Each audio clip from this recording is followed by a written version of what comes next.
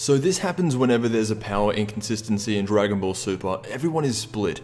Even if it was a good episode, one small thing can really ruin it for a lot of people. But it happens so much at this point that the only thing you can do now is to not worry about it. Power scaling will be relevant when it matters to the story, and I'm starting to think this more now with every new episode, but episode 100 of Dragon Ball Super was a good episode that I did not want to end. Kale walking through Goku's full power Kamehameha was a clear homage to the first Broly movie, and it was one of many. It would have made more sense if Goku was at a Super Saiyan 3 level, but it's not something that ruins the episode. I just think that right now, for me, Dragon Ball Super can do nothing wrong. At the end of the episode, there's a shot of Hit and Jiren staring each other down, and for a while, it's this really intense moment. These are 2 of 3 frontrunners to be the last man standing, and then out of nowhere, Goku comes out from behind a rock and interrupts these 2 really serious guys in Hit and Jiren. And I really think that this could be foreshadowing something. Not anything massive, it's just that Goku, Hit, and Jiren are the most powerful characters in this tournament, and after seeing this little 3-way between them, these could easily be the last 3 characters fighting.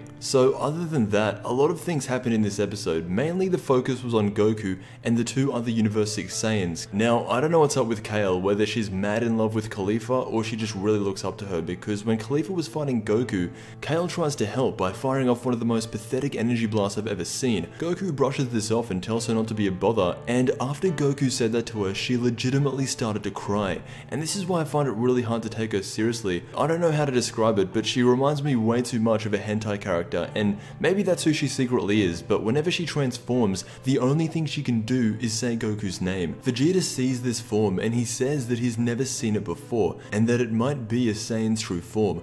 What I think he meant by this is that we've seen guys get angry in Dragon Ball, but no one has ever gotten as angry as Kale did just then.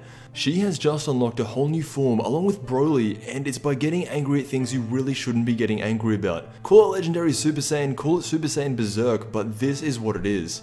She continues fighting Goku, and she's winning. Goku turns it up to Super Saiyan Blue, and there is still nothing he can do. But more importantly, what happens next is she explodes. Energy starts pouring out of her, and this energy starts knocking people into the void. This is when Jiren decides it's finally time to do something, and with the most basic energy attack, knocks Kale out of her Berserk form.